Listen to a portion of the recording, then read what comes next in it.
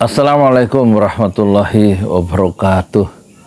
Alhamdulillah wassalatu wassalamu ala rasulillah. Saya Yudi Pramuko. Saya ngakunya YouTuber paling produktif di semesta. Ya tentu saja 5 tahun video saya, 5 tahun terakhir ada 11.000. Itu nggak ada yang lain ya. Jadi rakyat memang harus menentukan arah hidupnya sendiri. Termasuk YouTuber. Nah sekarang kita heran itu. Kemarin rame-rame di Mahkamah Konstitusi diundang 4 menteri sekaligus datang, Menteri Keuangan, Menteri PMK Muhadjir Effendi, Sri Mulyani, terus Menteri siapa lagi tuh? Bahlil apa ya? Ada 4 wes. Nggak penting. Yang penting mereka ngomong bansos. Bansosnya kan bansos tuh katanya sampai 496 triliun ya. Atau pokoknya dicairkan sebelum pemilu itu loh yang jadi masalah. Ya saya juga ngikutin omongan Refli Harun soal bansos itu. Ada peningkatan soal bansos dari celah-celah bibirnya AF Saifullah Fatah. Intinya bansos tuh banjir ya. Termasuk bantuan tunai langsung. Saya ngelihatnya gini, berarti banyak orang miskin di Indonesia ya menjelang pemilu ya. Data pemilu kata Risma hari ini itu juga dia nggak mau tahu soal jumlah yang 497 triliun. Pokoknya bansos yang dia butuhkan sekitar 80 triliun kalau nggak salah. Jadi kita curiga, ada 2 hal kecurigaan itu ya. Bansos tuh uangnya masuk kemana? Bukan masuk, mungkin dibagikan ke masyarakat sebagian kecil ya. Yang sebagian besar mungkin masuk kantong-kantong pejabat yang kita nggak tahu, itu pertama. Yang kedua, bansos itu menunjukkan tingkat kemiskinan makin tinggi ya. Tingkat kemiskinan makin tinggi. Makin banyak gitu loh, sampai berjuta-juta. Sehingga perlu dikasih bantuan sosial atau bantuan tunai langsung ya, BLT, bantuan langsung tunai. Yang dulu bansos itu ditolak kan oleh pemerintah, nggak mau ngikutin pemerintah sebelumnya gitu loh. Buat apa bansos? Tapi ternyata bansos itu nikmat ya. Pertama, kita dianggap sebagai orang dipersonalisasikan kalau bahasanya AF ya. Itu kita sebagai orang dermawan, satu. Yang kedua, lebihnya mungkin banyak ya. Itu yang dibagikan tuh ke masyarakat ya, tapi ya yang lebih banyak yang nggak tahu nyangkut di mana itu kan. Terus yang ketiga, yang berikutnya itu menunjukkan kemiskinan itu makin banyak, berarti orang miskin. Itu pemerintah kerjanya apa selama 10 tahun? Nggak memelihara kemiskinan, atau sesuai dengan Undang-Undang Dasar 45 ya, fakir miskin dipelihara oleh negara. Itu mungkin harus diubah ya. Fakir miskin harus dilenyapkan dari negara kita, mestinya gitu kemiskinannya, bukan orangnya ya. Ini kan fakir miskin dipelihara oleh negara, itu menimbulkan persoalan tuh. Coba dipikir pelan-pelan ya. Fakir dan miskin dipelihara oleh negara. Jadi lebih baik diperbanyak aja fakir miskin itu, sehingga bisa dikasih bantuan sosial untuk memenangkan pemilu kan gitu ya. Ya kan?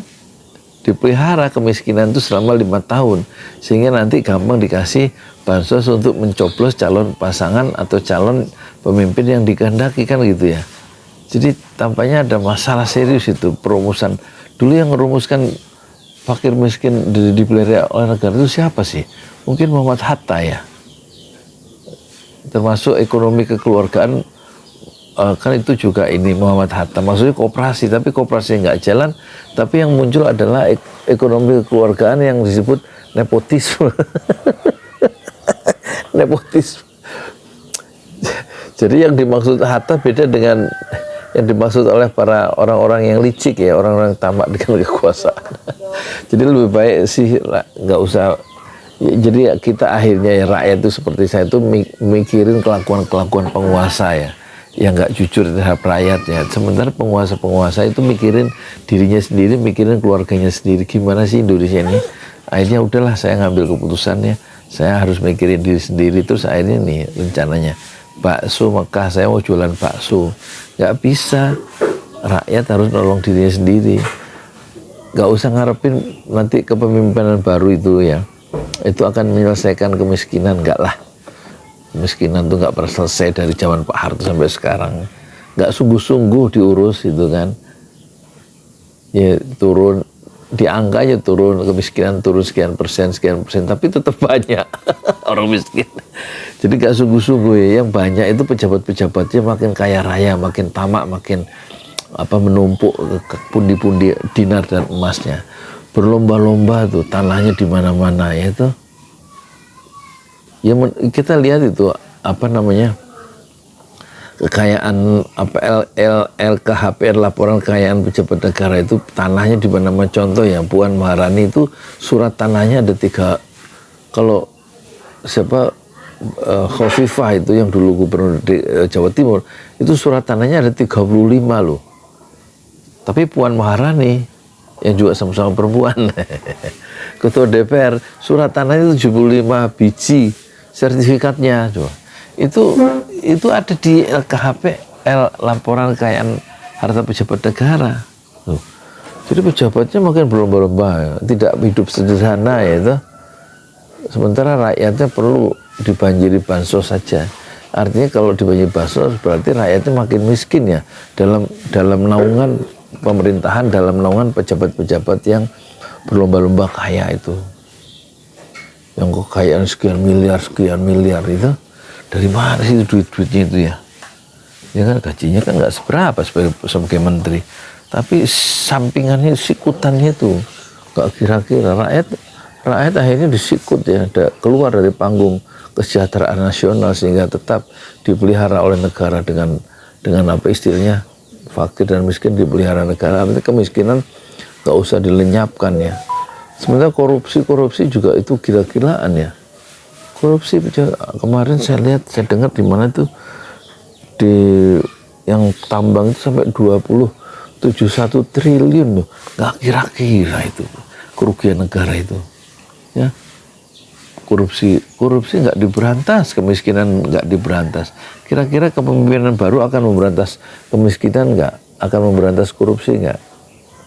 Atau mereka bagian dari orang yang melakukan korupsi dan bagian dari orang yang menginginkan kemiskinan itu dipelihara supaya gampang dikasih bansos untuk kemenangan mereka sendiri, sehingga mereka bisa berkuasa lebih dari tiga dekade gitu ya. Seperti Pak Harto lebih dari 30 tahun ya. Nah sekarang kan pengennya sudah 10 tahun tambah 20 tahun lagi, 21 tahun lagi kan, dengan cara usaha-usaha untuk mengambil alih kepemimpinan Golkar dan kepemimpinan PDIP kan tuh dalam rangka kendaraan politik selama 21 tahun ke depan. Jadi memang kata politik itu ya begitu, cenderung membuat orang itu bagaimana mendapatkan kekuasaan, mempertahankan kekuasaan, dan bagaimana kekuasaan itu kalau bisa dipertahankan sampai mati ya. Dan sementara rakyat akhirnya mati di negerinya sendiri karena nggak punya apa-apa, mati. Potensi terbaiknya, pendidikannya juga berhenti ya, dapurnya berhenti ya, rakyat akhirnya nggak mulia di negerinya sendiri karena ketamakan para pejabat-pejabat kita itu ya. Moga-moga kita masih bisa ngomong ya, dan orang-orang udah ngomong tentang buruknya pengelolaan tata kelola keuangan negara kita dan tata kelola pemerintahan kita yang penuh dengan nepotisme dan juga rasa kerajaan ya. So nggak tahu lah istilahnya kok. Udah mendingan saya jual bakso aja dah. Rakyat harus menolong dirinya sendiri, kan saya cocok kalau jual bakso. Assalamualaikum warahmatullahi wabarakatuh.